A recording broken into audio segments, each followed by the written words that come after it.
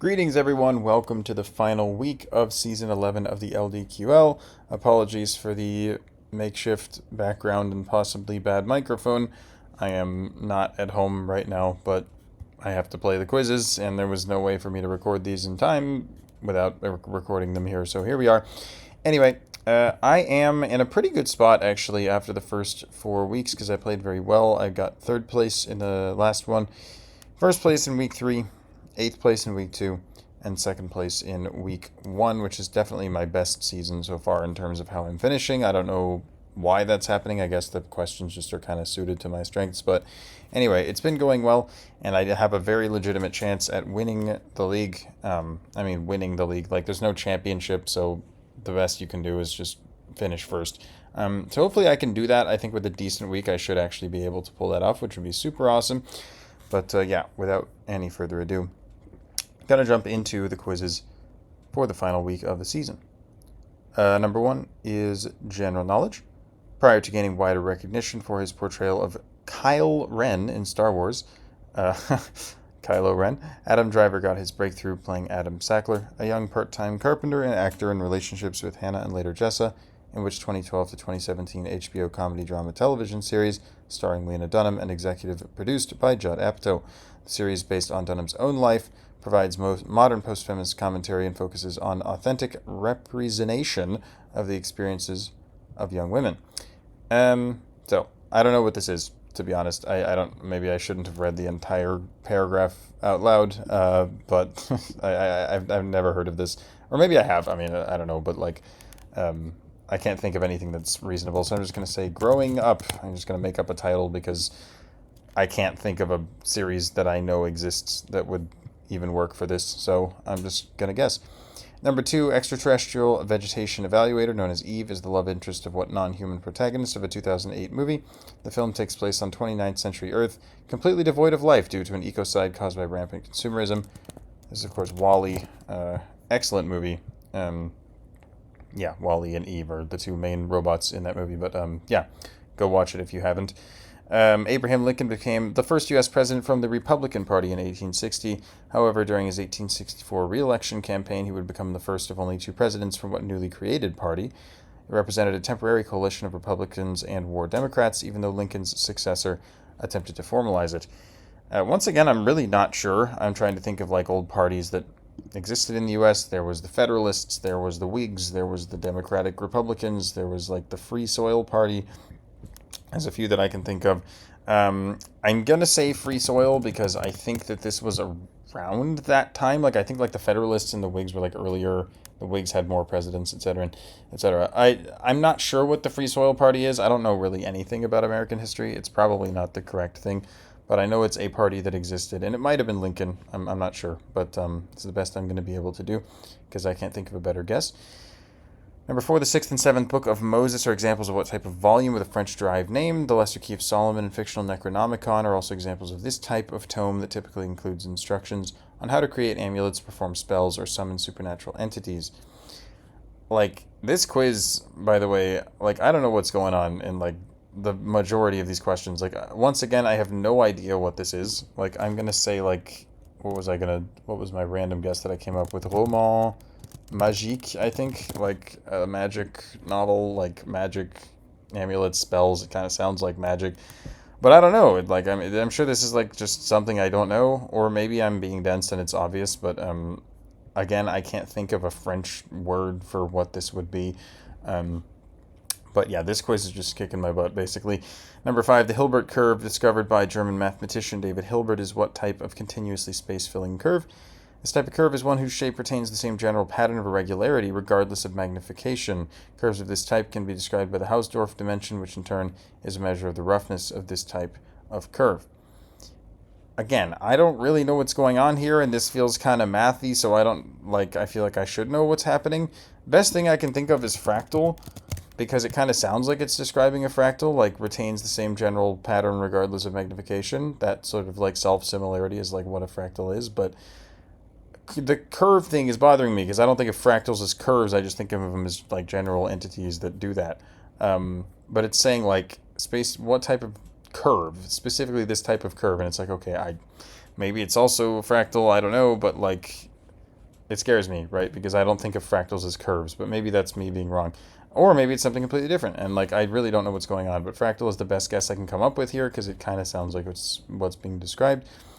Finally, number 6, what is the common name of Yucca brevifolia, a tree-like plant native to the arid southwestern United States that lends its name to an American national park and a 1987 album by U2? So this is Joshua Tree, which, yeah, I mean, you get a lot of like yucca plants in like Mexico, and they do look quite similar to the Joshua trees that you get in, well, Joshua Tree National Park, and that is also a U2 album. So that's definitely right. The thing is, I don't feel good about like any of this. I mean, Wally is correct, but I think it's easy. And then Joshua Tree, I think I have to enhance that, I guess. But like, I think the 2 that I feel good about are just not that hard, and the rest, I just don't know what's happening. Free soil could be right. I think it's a pretty good guess, but you know, there are a lot of political parties. And the rest, I mean, fractal could be right. Again, I don't know, but like, yeah, I don't feel very good about this quiz at all, so we'll just see what happens. Could be a little bit of a disaster to start, but this is just really all out of my wheelhouse here. Hey, fractal's correct. I'll take that. Okay, so 3 out of 6. Yeah, fractals, I mean, I'm glad that that's at least what was going on there. I guess I don't think of fractals as curves, but maybe I should start doing that. Anyway, Wally, Joshua Tree, fractal, grimoire, like, what the hell is that? Like, absolutely no idea what that is. National Union Party, again, what is that? Like, maybe I've heard of that. I probably have at some point and just, like, forgot it existed, but there's too many parties, and American history, again, is just not interesting to me at all, so I just kind of don't end up learning a lot of it. And then girls, I don't think I've heard of that either, to be honest. Like, this is just, I don't know. This is just not stuff that I know, so very unfortunate start to the week. I need to do a little better than that if I want to actually get first, but hopefully the rest of the quizzes will be a little bit better for me. Quiz 2 is the connections quiz. What connects these 4 clues? I'm not going to read them all out, but this one I really don't know. Like, the whole at thing makes me think it's like some kind of like heckling thing, like something that was said probably from one person to another. But I can't think of what it would be. It's like, what's a heckle that would be notable? Like, I don't know. I'm just gonna say like boo. Like maybe these are like, maybe the first thing is like the first instance of that being used, and then like a somebody booed Anders Breivik, and then like George Bush got booed. Like, I don't know. It's gonna be something like that. Probably, but I don't know what's going on because I don't know what any of the actual referenced incidents are. So that's just the best I'm going to do. The next 4, New York Stock Exchange, Stone Fruits, Orchestra, and Arms. These all have pits. The pit is like the trading floor at the NYSE. Stone Fruits have pits, obviously, and Orchestra is in a pit, and then Arms, well, armpits. Number 3, what connects these 4 clues? This one, hopefully, I think is chicken, because Kiev is the first one, and the second one I think is fingers, and chicken Kiev and chicken fingers are both things. The culinary institution I kind of backsolved. I'm guessing that's what le cordon bleu is, and like chicken cordon bleu is like a famous chicken dish. So again, that's what I think is going on there, if I'm correct about what le cordon bleu is. And then the French-Austrian battle, I would guess that it's Austerlitz. Is there a thing called chicken Austerlitz? Like, probably. I've never heard of that, but like it could be a thing. So this is the best I'm going to come up with. Number 4. This one took a bit, but I think I have something that's probably right. I'm going to say penguins, because, so the third thing is the Galapagos. That I knew immediately, and I was like, what could we be doing with the Galapagos? Like, right, are we talking about the beagle? Are we talking about finches? Are we talking about penguins? Are we talking about tortoises? Whatever. Or, is it not animals? Is it just something to do with the islands themselves? Anyway, I was thinking about those possibilities, and then I realized, wait, Franz II could be an emperor, right? Like, maybe like a Holy Roman Emperor, or an Emperor of Austria, Hungary, or something like that. I don't know. But the point being, Emperor Penguin is a thing, Galapagos Penguin is a thing. And then I realized the first one could be macaroni. That one seems kind of vague. Like, I feel like that description could probably fit multiple pasta shapes. I don't know. But macaroni penguin is also a thing. The second one I would guess is like chin strap, but I don't know what the hell that has to do with penguins. Maybe that's a type of penguin that I've never heard of. I'm not very well versed in types of penguins, so yeah, I think this is probably what's going on here. I hope, at least. I mean, it seems a little too good to be wrong, but who knows. Number 5, what connects these 4 clues? 1,000 and Strikeout. I just immediately saw those and thought K. To be honest, I don't know what the other two are. Like Protagonist of the Castle, just don't know that. And then Voiceless, Velar, Plosive. Linguistics words may as well be in a different language. I don't know what the hell any of that means. But 1,000 and Strikeout are both symbolized with the letter K, so I'm going to go with K. And finally, these ones here. Right. Yeah, so I have no idea what's going on here either, to be honest. I thought about this for a while and just could not come up with anything. I thought that Slender Dagger could be like, I'm trying to think of types of knives. I thought like a Bowie knife is a thing. And then the first one, I thought like pump, maybe, like a device that moves a fluid could be a pump. But Bowie and pump, the only thing I can think of is like Lil Pump, because like they're both musicians, but that's like the most tenuous connection ever. So I don't think this is right, but I'm going to say musicians because David Bowie and Lil Pump are people, and I have no idea. I mean, the second one is like Kitten, probably, or Kit, but like there could be a musician called that. I don't know. But again, I'm trying to think of possibilities for this, and I really could not think of anything. So yeah, this is the best I've got.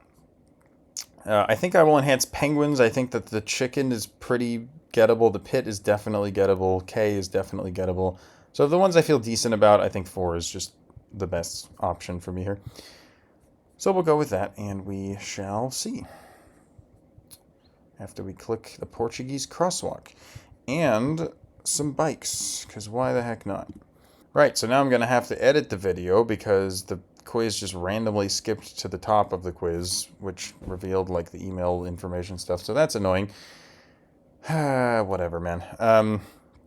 Anyway, we finally have the results after the quiz being finicky for a bit. Shoe throwing incidents. No chance. Would not have known that. Pits is correct. Ways to serve chicken, penguin species, and K. And then heels. Or heeled shoes. Jesus. Okay, that feels really difficult, honestly. I never would have gotten that. Okay, so the inclined plane thing, like, I didn't realize that a wedge was like a... I think of the simple machines as like 6 distinct things rather than one being like a subset of the other one, so that's kind of weird. I didn't think that the answer to that was going to be one of the 6 simple machines. Like, I thought it was going to be some other thing that's, like some derivative of an inclined plane, but apparently I was wrong about that.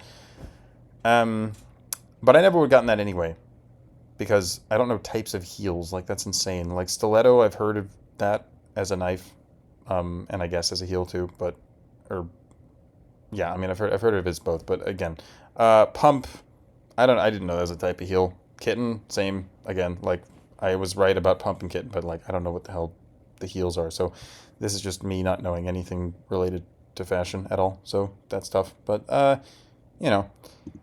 honestly, this isn't that bad. Like, 4 out of 6 is fine. I feel like penguin is probably the hardest of the ones that I got. Chin strap apparently is a type of penguin, so I don't know. I guess that's just a thing that I don't know. But, yeah, whatever. I'm just blabbing because I'm, like, really tired and not forming thoughts coherently right now. But, anyway, happy enough with 4 out of 6 on that quiz. Quiz 3 is pop culture. What is the nickname of Lieutenant Pete Mitchell in the movie Top Gun? The nickname also served as a subtitle for the sequel that was released 36 years after the original. The recent Top Gun remake was called Maverick. If it's another one, then I don't know it, so I'm just going to say Maverick and move on with my life. One of the most well-known drum breaks of all time is in the song In the Air Tonight and was played by what multi-talented individual? He recorded In the Air Tonight for a solo album despite also being the lead singer of Genesis at the time, a role he had taken over from Peter Gabriel. Other Genesis guy is Phil Collins, and of course, In the Air Tonight is just a very famous and iconic song by Phil Collins. The smash hit Con Altura with Altitude was performed by J Balvin, and what other singer whose 2025 album Lux was her first to break into the US top 10? This I don't know. I'm thinking it's some sort of Hispanic singer because Con Altura sounds Spanish. It's not going to be like Shakira or anything because it's going to be someone more recent. But I can't really think of a good answer. I'm going to say Camila Cabello, because that's a person. I know that she has had hit songs before, so would kind of be surprised if her first album to break into the top 10 was 2025, but I also just don't know recent singers very well, so this is just kind of out of my wheelhouse. Number 4, the World War One film, which was the first to win an Oscar for Best Picture, the band that released the song and album Band on the Run, and a 90s sitcom set in fictional Tom Neversfield on Nantucket, all share what one-word name. Band on the Run is by Wings, which is the band fronted by Paul McCartney, and Wings is also the name of the first Best Picture film, which I've learned and forgotten like 5 times, but I guess, well, I think I remember it now. Number 5, in 2012, what recently deceased Austrian daredevil and extreme sportsman set the record for the longest skydive after jumping from a helium balloon in the stratosphere and landing in New Mexico. His name is Felix Baumgartner. I very recently learned that he died. I didn't actually know that, but that was a famous thing when it happened. It was like the big deal that he jumped from space or whatever. Yeah, pretty cool stuff. And number 6, the 2021 NBA Rookie of the Year and 2022 All-Star LaMelo Ball is well known in sports circles, but is perhaps better known worldwide for his height, which in feet and inches is what? I don't know what the hell's going on here, so I think the obvious guess is to go for this because, like, that's probably why he would be well known worldwide, because it's a stupid meme that exists. It's like, I don't know, it seems like a reasonable height for a basketball player. Like, I don't know what else it would be. Why else would he be well known? Why else would his height be notable? I mean, it could be 6'9", I guess, but like given recent events, this seems more likely to me. Okay, so as for what to enhance, I think Baumgartner's probably best. I think the other ones I have are not that hard. Like Maverick is very noble, Collins is very noble. 3, I think I'm wrong, and the rest, again, 5 just feels the hardest, so we will go with that, and we'll see if we get more nonsense with the kicking me back to the top of the page. We did indeed get more nonsense, so I'm going to have to edit this video like 6 separate times, which is really cool. It shouldn't take that long. Anyway, Maverick, Phil Collins, Rosalia, Wings, Felix Baumgartner, and 6'7". Dang it, I said it. I wasn't trying to say it, and then I said it. Anyway, 5 out of 6 is fine. Obviously, for a pop culture quiz, for me, that's very good. It didn't feel that hard overall as pop culture quizzes go, but yeah, Rosalia, I've heard the name, but it's just not really somebody I don't really know who she is, so I'm fine with 5 there. Okay, quiz number, let me pull this up because I have them written down on my phone because I need to remember which is which. But quiz number 4 is audio clips. I will leave links to the clips in the description of the video because I'm going to get copyrighted if I play them. But all of them have the same concept. It's basically provide the next 3 words in any of the 3 songs that are played in each clip. So it's kind of nice because you don't have to know every one. You just have to know one of the 3 being played each time. Clip number 1.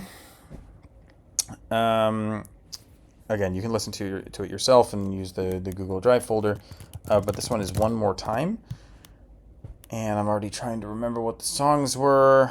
One of them was like the One More Time, We're Gonna Celebrate, oh yeah, whatever that song is. That one's just kind of famous. I just know that one. Number 2, I remember I knew as well. Oh yes, number 2 was that god-awful song, Dance Monkey. I hate that song so much. It's terrible.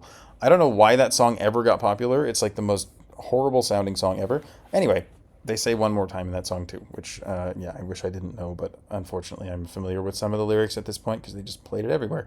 Number 2, same 3 words that immediately continue each of the 3 songs. Again, I mean every question is the same concept, but number 2, I wrote Take Me Home, right, because I didn't recognize either the first 2 clips, and the third clip was Paradise City by Guns N' Roses, Oh Won't You Please Take Me Home. So again, you only have to know one of them, which is nice.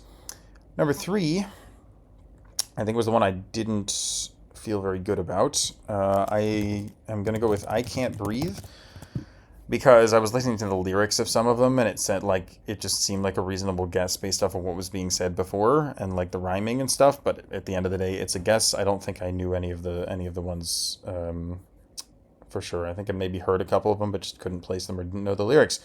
So that one is a guess. Number 4, I didn't recognize number 1 or number 3, But number 2 was That's So True by Gracie Abrams. And the lyrics like taking down her hair like, oh my god. So I don't know. I know the lyrics to that song, so that one was enough to solve that question. Number 5, I have Break My Heart. What were the songs here? God, it's annoying like trying to remember what was in each clip. Let me pause and figure it out. Right, so for this one, the one that I recognized was number 2. Again, it was Friday I'm in Love by The Cure, Tuesday, Wednesday, Break My Heart. Didn't know the other 2 songs. And finally, clip number 6. Once again, I'm forgetting because it's just too much nonsense to keep in my head, so I'll be right back. Okay, so for this one, what I have is Let It Go. And I think this is right. The second clip was Nothing on You by B.O.B., I think. And the third one was, I think, Fix You by Coldplay. Both songs that I've heard and don't know that well, but I know well enough to, like, put together the lyrics. I'm pretty sure that in Nothing on You, the next lyric is Let It Go, and then it's like let it go, and then it goes like something about a TV episode. Again, I was like trying to piece together the lyrics. I've heard that song enough times to like kind of know the lyrics, but not know them that well. And then I don't really know the lyrics to Fix You, which is the third one. At least I think that's what the song is. It's kind of bad if it's not, but I think it is. But I was listening to the lyrics and like Let It Go being the next 3 words made a lot of sense given what the previous words were. So I'm going to go with that, and I think it's probably correct. And I'm probably going to enhance 4 because I think that I didn't recognize the other 2 songs, and even the one that I knew I think is not super well known. I mean, it is if you listen to like modern pop music, but like, I don't know. I think a lot of people probably won't know that. So yeah, I'll enhance that. Don't know if it's the right idea or not, but yeah, we'll see. Oh, we've got one of the regenerating ones, do we? Okay. So One More Time is correct. Take Me Home is correct. I Can't Breathe. Is that what I said? Oh my god. That's actually insane. I'm actually proud of that. That was a full guess. Number 3, I did not recognize the songs. Like, these are not songs that I know. Booed Up by LMI, Virtual Insanity by Jamiroquai, Lydia by Highly Suspect. I don't know these songs. I was like, what's a 3-letter phrase or 3-word phrase that could come after what they said? And somehow I got it. That's kind of insane. Okay. So, yeah, Oh My God, Break My Heart, Let It Go. That's actually 6 out of 6 on the music quiz, which is epic. Very, very happy about that. I did not think 3 was going to be correct, so that is a pleasant surprise. Very good guess there, and we will head on to quiz 5 in a sec after I pause. All right, so quiz number 5 is a history quiz about sieges. Number 1, what semi-mythical city was questionably excavated by Heinrich Schliemann at the site of Hisarlik in modern-day Turkey? Though Schliemann found a cache of gold and other artifacts he deemed Priam's treasure, there is no concrete evidence that such a king existed, nor faced an infamous siege where Greek ships hid behind a nearby island and attacked under the cover of darkness. This is Troy, of course, Priam, king of Troy, in Homer's Iliad and other stories. I don't know, just quite a famous thing in general, Trojan War, etc. Number 2, what European city was twice besieged by Ottoman forces in 1529 and 1683? The latter instance ended at the nearby Kallenberg Mountain, where the Polish winged hussars routed invading forces in the largest cavalry charge in history. It was believed that coffee beans left by the Ottomans were used to establish this city's famous coffee houses, though that claim has been challenged by modern historians. No idea, to be honest. I'm going to guess Vienna, because it feels like a decent guess, because it has mountains near it, and Kallenberg sounds German, and I don't know, it just seems like a reasonable guess, because it's Central Europe, and just seems like a place where a lot of things happened in history, but again, it's a guess at the end of the day, so hopefully it's the right idea. Number 3, the English failure to capture what city is often cited as a major turning point in the 100 Years' War. Joan of Arc is credited with reinvigorating French morale during that siege, during which they retook garrisons south of the Loire River. Throughout the 16th century, her heroics led her to be known as the Maid of this city.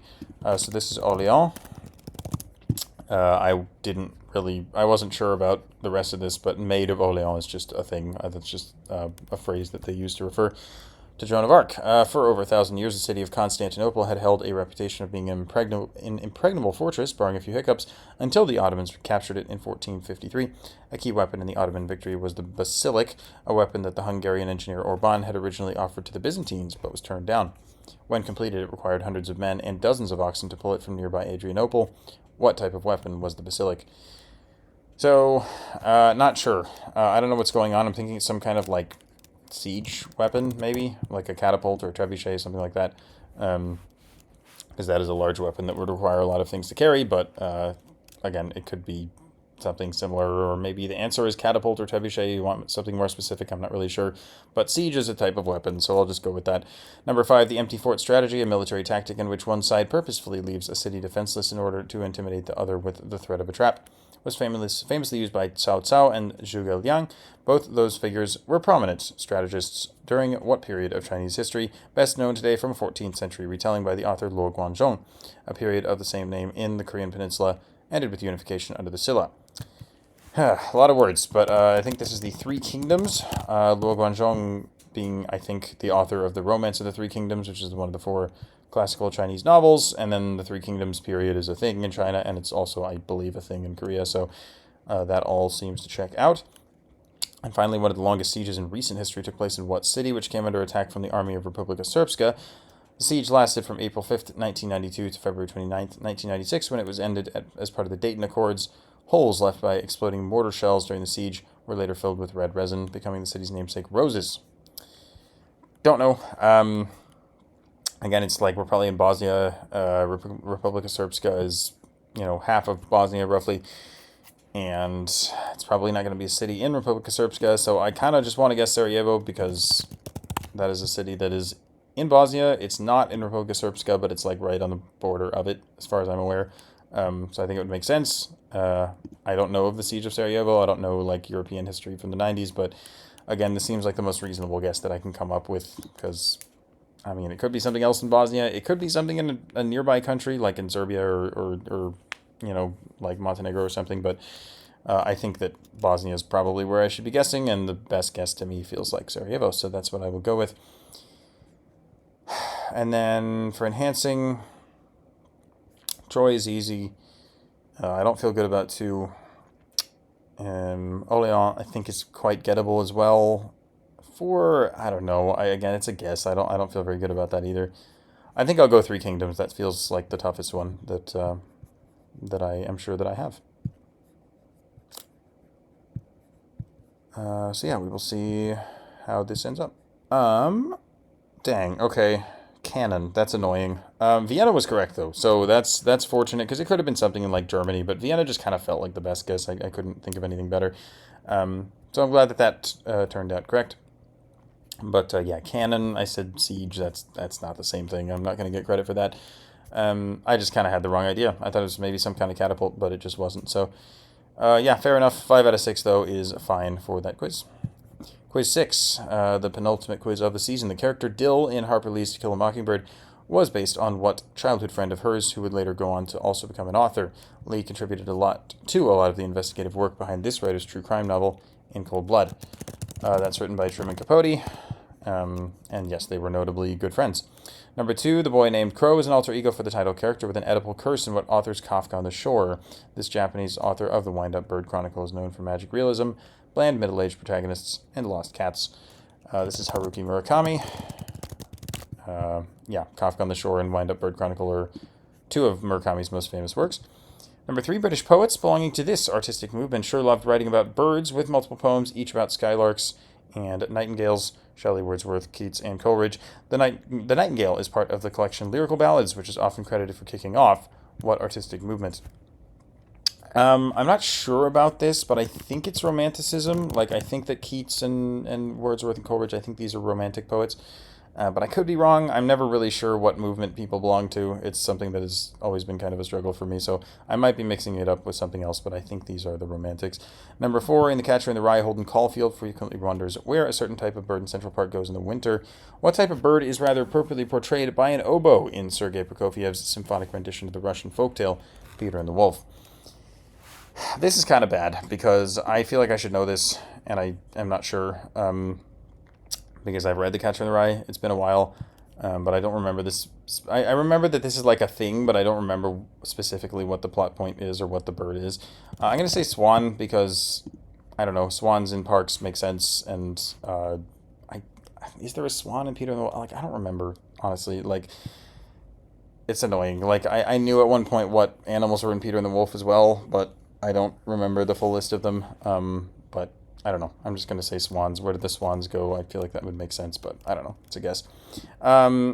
Sidereal Eagle Vine of Mist begins... I cannot talk. I'm so tired. Begins one of several poems from Pablo Neruda's Canto General that describe what UNESCO World Heritage Site. Aguirre, The Wrath of God, a film by Werner Herzog, opens with a scene shot around this location.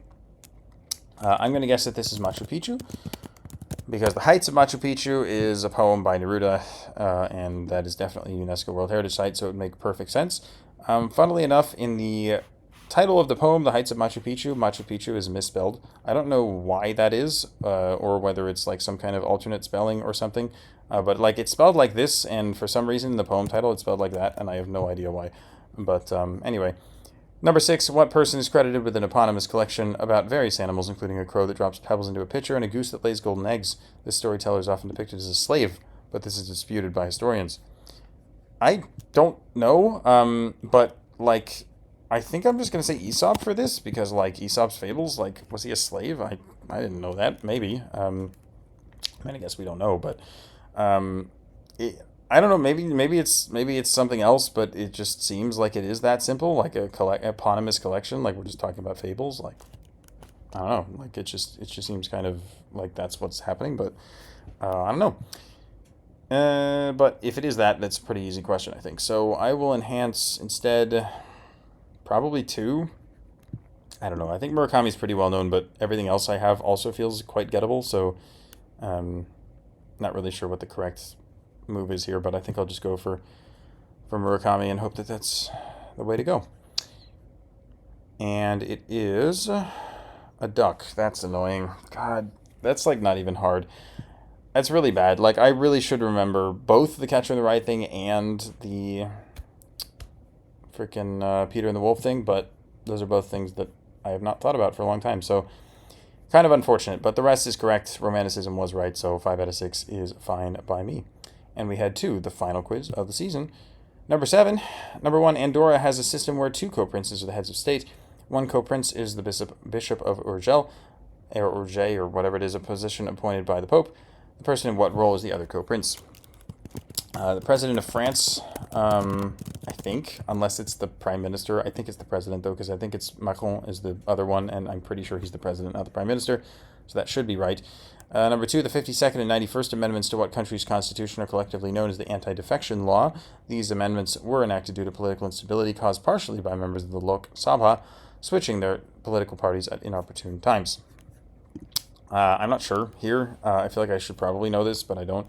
Lok Sabha sounds, I don't know, vaguely like Southeast or South Asian, maybe. I'm going to guess Indonesia because, I don't know, that definitely sounds like it could be an Indonesian thing. But I don't know. So I don't know. Maybe this is bad. Like maybe this is really easy, or maybe it's actually difficult. But I don't know any of the things that are being included, and the language is a little bit like ambiguous to me because Lok sounds more Southeast Asian to me, and then Sabah sounds more South Asian, like Indian or you know, something related to that. But I know that there's so many like Sanskrit loan words and stuff in like Indo-Malay languages that I feel like Indonesia still makes sense. Number 3, which self-governing dependency has the world's oldest continuously existing parliament? This parliament, called the Tinwald, is composed of the National Legislative Council and the House of Keys, and meets in St. John's on its national day, but otherwise usually meets in its regular legislative buildings. This is the Isle of Man. The Isle of Man Parliament is notably quite old. I think the Icelandic one is also famous for being old, but I think there's some distinction that it's like technically didn't exist continuously because it didn't exist for a while or something like that.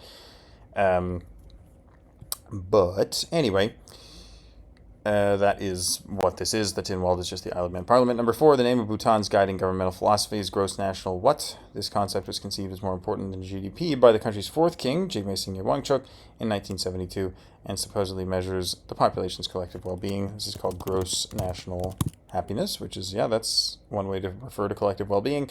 Um, but this is just kind of a famous Bhutan thing. Number 5, the National Pact of 1943 established the governing confessional system for which country. That pact put in the system still in place today, namely that the presidency is reserved for a Christian, premiership for Sunni Muslim, and the parliamentary speakership for a Shia Muslim. I feel like this has to be Lebanon. Like, Christians and Muslims like coexisting is not a super common thing. Like, there aren't a lot of countries where like I feel like it's either a Christian country or it's a Muslim country most of the time. But Lebanon is kind of notably a country that has both. So I kind of feel like that has to be what's going on because I don't know what other country would have a system like this. So hopefully that's what's happening. And then finally, number 6, which country has the only remaining absolute monarchy in Africa? The king of this country is called the Ingwenyama. One notable action taken by the current Ingwenyama, who has been in place since 1986, was the renaming of the country, partially in order to stop confusion with a similar sounding European country. This would be Eswatini, formerly Swaziland. Presumably sounded too much like Switzerland, so that's why they changed it.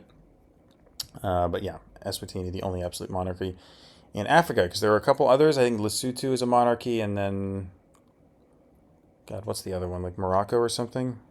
But anyway, they're constitutional monarchies instead of absolute, I think. Anyway, enough blabbing. My voice is tired, so I'm just going to go ahead and submit this final quiz after I decide what to enhance, and I'm not really sure. I think I'll enhance 5, honestly. Like, what else could this be? Like, could this be wrong? I mean, it could be wrong, couldn't it? Like, I feel like it's got to be Lebanon, but maybe there's another country I haven't thought of. Like, I'm starting to get scared because I'm kind of just vibing it, and I should probably enhance something that I'm, like, pretty confident is correct. So, maybe I'll enhance number 3 instead. That might be a bad switch, but whatever. We're going with it. And it's India. That's really annoying. Okay. Oh, God. I might get roasted for that one. I don't know how easy or hard that one is, but that feels like it's probably quite gettable, so that's unfortunate. But everything else is correct. Isle of Man, Happiness, Lebanon, etc. So 5 out of 6. Don't know if I enhanced correctly there, and yeah, probably shouldn't have missed question 2, but 5 is fine. I think I did decently overall. That still might be my worst week of the season, to be honest, because there were a couple quizzes that were a little rough, but overall it was pretty good, and I think it should hopefully be enough for me to finish first in the overall season standings once the week has concluded. But that's all I'm going to have for you now, because the results don't come out for a little while. So yeah, I don't know if I'll be in my normal room or still in somewhere else when I record the follow-up to this, but we will see if I was able to close it out and win Season 11. So yeah, see you guys in a sec. All right, I am here at long last for the final recap of season number 11. I finished in 6th place in week 5 with a pretty solid performance across the board. And I guess I will go ahead and reveal the final season standings. I did win the league with a total score of 185.6, which is pretty solidly above anyone else. I really did not expect this. I don't know if this is my best finish overall points wise. It certainly is ranking wise, of course. But very, very happy with how I played across this season. Not super sure why it went so well for me. Maybe it was just fortunate that the questions were a little more to my liking or something. But very, very happy to have finished at the top for the first time ever. And yeah, there will not be a championship for season number 11. There will be an off-season special that I will upload pretty soon, so keep an eye out for that.